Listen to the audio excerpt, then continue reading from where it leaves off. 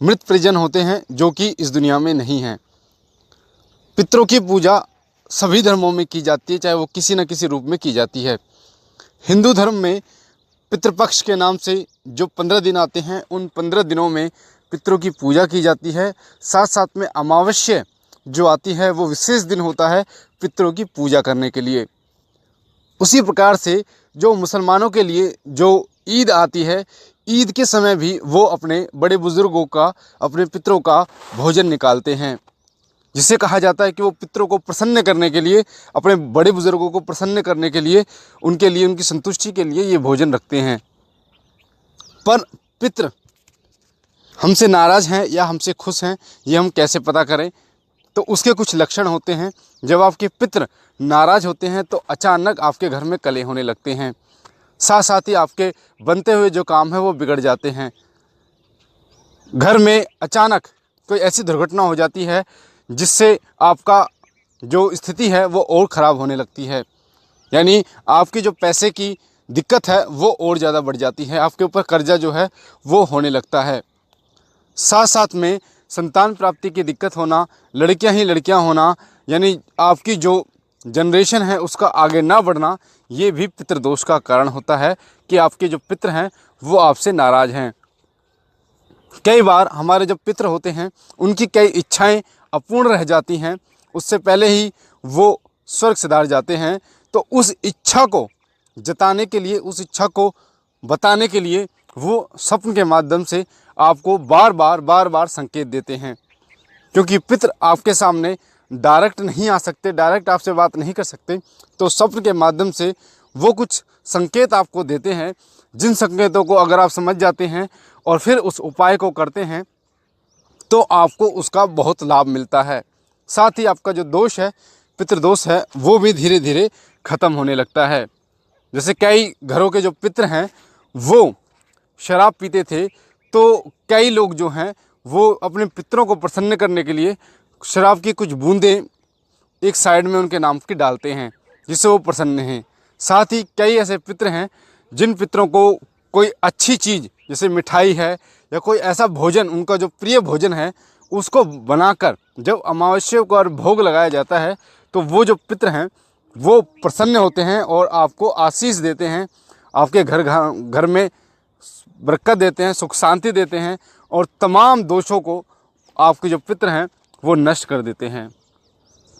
पितर आपके घर में खाना खाने के लिए नहीं आते, मात्र सुगंध से ही वो तृप्त हो जाते हैं, वो संतुष्ट हो जाते हैं। जिस पितर की इच्छा पूर्ण नहीं होती और फिर वो स्वर्ग सिधार जाता है, यानी मर जाता है, वो प्रेत योनि में भटकता रहता है। या जो लोग अपने पितरों का श्राद्ध नहीं करते, जो लोग अपने पितरों के लिए अमावस्या नहीं निकालते, वो जो घर है वो पितृदोष से पीड़ित हो जाता है। इसीलिए कहा जाता है कि पितर जो हैं वो हमारे घर के पहले ऐसे देवता होते हैं जो हमारे घर में पूज्य होते हैं। सबसे पहले हमें पितरों को ही मनाना चाहिए। हालांकि भगवान गणेश प्रथम पूज्य हैं, पर भगवान गणेश प्रथम पूज्य इस संसार के लिए, इस दुनिया के लिए हैं। पर जब हम बात करते हैं अपने घर की, तो हमारे घर में सबसे प्रथम पूज्य हमारे पितर होते हैं। जैसे इस एक देश का प्रधानमंत्री वो पूरे देश का प्रधानमंत्री होता है, पर अलग अलग राज्यों के मुख्यमंत्री अलग होते हैं, तो मुख्यमंत्री ही विकास उस राज्य में कराता है, ना कि प्रधानमंत्री डायरेक्ट। उसी प्रकार से जो भी हमारे घर में सुख शांति होती है वो हमारे पितरों के कारण होती है। भगवान गणेश और पितरों का डायरेक्ट संबंध होता है। जो व्यक्ति गणेश चालीसा का नियमित पाठ करता है वो अपने पितरों को प्रसन्न करता है और पितरों का आशीर्वाद प्राप्त करता है। साथ ही भगवान सूर्य को जल अर्पण करने से, पितरों का नाम लेकर, तब भी पितर हमारे प्रसन्न होते हैं। हमारे पितर एक भी हो सकते हैं और अनेक भी हो सकते हैं। जब पितरों को भोग दिया जाता है, जब पितरों को जल का लोटा अर्पण किया जाता है, तो उस समय उनका नाम नहीं लिया जाता। जो संबंध है आपका, वो संबंध ही व्यक्त वहाँ पर किया जाता है। जैसे अगर आपके पिताजी आपके पितर हैं तो आपको पिताजी के नाम से जल आपको देना है, ना कि उनका नाम लेके। आपका कोई भाई है तो आपको भाई का नाम लेके नहीं, सिर्फ भाई बोलकर आपको वो जल अर्पण करना होता है। इसी प्रकार से अगर कोई किसी के दादा हैं तो वो भी दादा कहकर, यानी कि उनका जो संबंध है उसको व्यक्त करते हुए ही उनको भोग अर्पण करता है और उनको जल जो है वो अर्पण करता है। महत्वपूर्ण बात यह है कि अगर एक घर की बहुएं अगर पितरों को स्नान कराती हैं, जब पितरों का स्थान होता है उसको स्नान कराती हैं, धोती हैं, साफ़ करती हैं या फिर उनकी जोत जलाती हैं, उनको भोग लगाती हैं, तो बहुओं के लिए स्पेशल है कि वो घूंघट डालकर ही अपने पितरों की सेवा करें, घूंघट डालकर ही अपने पितरों को स्नान कराएं। अगर किसी के पिताजी हैं, भाई है और दादा है, तो अगर ये तीन किसी के पितर हैं तो उस घर की जो मुखिया है यानी कोई औरत है वो भी घूंघट डालकर ही उनको स्नान कराएगी, उनका भोग लगाएगी।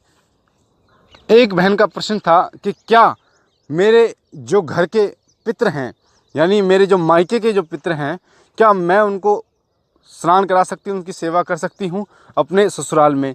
तो जब किसी माता बहन की शादी जब हो जाती है तो जब वो अपने ससुराल जाती है तो उस समय उसके ससुराल वाले ही उसके पितर कहलाते हैं, उसके ससुराल वाले ही उनके ऊत कहलाते हैं और उनका पूर्ण हक ये होता है कि वो अपने ससुराल वाले पितरों की ही सेवा करे, क्योंकि वही पितर ऐसे होते हैं जो उसकी कोख उसको खोलते हैं, वही पितर ऐसे होते हैं जो उस महिला के जीवन में खुशियाँ देते हैं। अगर वो उनको छोड़कर अपने मायके वाले पितरों को पूजती है अपने ससुराल में तो ये सबसे बड़ी गलती होती है, जिस वजह से उनको बहुत सारे कष्ट सहने पड़ते हैं, जैसे शारीरिक कष्ट हो चाहे संतान प्राप्ति का कष्ट हो।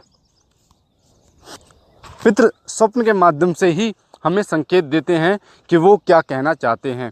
कई बार अमावस्या आने वाली होती है, उस समय आपको पितरों के दर्शन होते हैं, तो उस समय कई लोग समझ जाते हैं कि पितर हमें क्यों संकेत दे रहे हैं। वो इसलिए संकेत दे रहे हैं क्योंकि उनका जो दिन होता है वो आ रहा है, अमावस्या उनका दिन आ रहा है, जिस दिन उनकी पूजा, जिस दिन उनकी सेवा होती है। तो उनकी पूजा, उनकी सेवा करने का दिन है, उसे आप ना भूलें। कई बार जब आप दुखी रहते हैं पर जब पितृपक्ष आता है, पितृपक्ष पर आपके कई ऐसे कार्य हैं जो बनने लगते हैं, आपके घर में सुख शांति होने लगती है, तो वो ये संकेत देता है कि आपके जो पितृ हैं वो आपसे प्रसन्न होते हैं। पितृपक्ष 15 दिन के होते हैं, वो इसलिए होते हैं कि अगर कोई व्यक्ति अपने पितरों को श्राद्ध ना निकाल पाए तो वो इन 15 दिनों में अपने पितरों का श्राद्ध निकाल सकता है। श्राद्ध का मतलब होता है, श्राद्ध के दो मतलब होते हैं।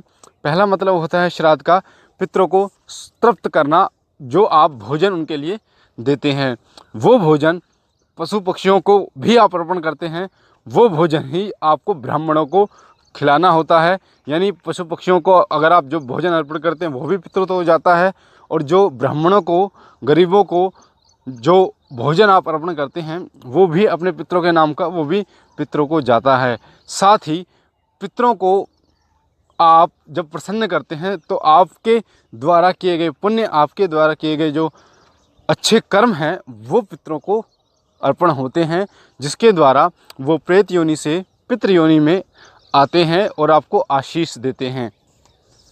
एक भाई ने ऐसा भी प्रश्न किया था कि क्या जिन लोगों ने पितरों को विदा कर दिया हो तो क्या वो पितरों को भोग लगाएं या फिर ना लगाएं। पितरों को कभी भी आप विदा नहीं कर सकते।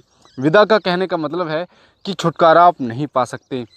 पितृ वो शक्ति होती है, जिस तरीके से एक माँ की जो नाल है, वो जब बच्चा उसके गर्भ में जन्म लेता है तो वो नाल माँ से जुड़ी होती है, उसी प्रकार से पितरों की जो एक नाल है वो हमसे जुड़ी होती है, जिसको कभी भी हटाया नहीं जा सकता, वो जुड़ी ही रहती है। तो जब तक आप अपने पितरों को प्रसन्न नहीं करते तब तक आपकी समस्याएं बनी रहती हैं, तब तक आप दिक्कतों में घिरे रहते हैं, तब तक ये जो दिक्कतें हैं, ये जो समस्याएं हैं वो आपके जीवन में आती रहती हैं।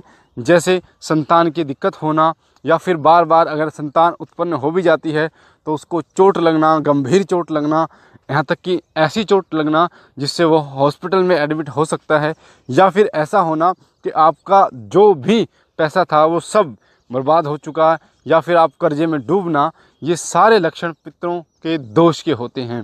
तो जो अपने पितरों को मनाता है, जो अपने पितरों की सेवा करता है, जो उनका श्राद्ध निकालता है, वो ज़िंदगी में कभी दुखी नहीं होता और ना ही उसे किसी प्रकार की दिक्कत होती है, ना ही कमी होती है। तो ये थी बहुत महत्वपूर्ण जानकारी पितरों से संबंधित। मुझे आशा है ये जानकारी आपको पसंद आई होगी। अगर आप पहली बार हमारे चैनल शिव कृपा पे हैं तो आपके सामने जो लाल कलर का बटन है सब्सक्राइब का, उसे दबा के चैनल को सब्सक्राइब कीजिए ताकि आप हमारे साथ जुड़ सकें, शिव कृपा परिवार के साथ जुड़ सकें। बेल आइकन को दबाइए, घंटे के निशान को, ताकि जो भी हम जानकारी डालें वो सबसे पहले आपको प्राप्त हो। लाइक कीजिए, शेयर कीजिए और बहनों और भाइयों तक, ताकि और लोगों तक ये जानकारी पहुँचे और लोग भी इसका फ़ायदा उठा पाएँ। बाबा भोलेनाथ से विनती करता हूँ कि बाबा सदैव आपकी झोली भरते रहे, तमाम खुशियाँ आपकी झोली में डाले। हम मिलते हैं एक नई जानकारी के साथ अगली वीडियो में। तब तक के लिए ओम नमः शिवाय, ओम नमः शिवाय, ओम नमः शिवाय।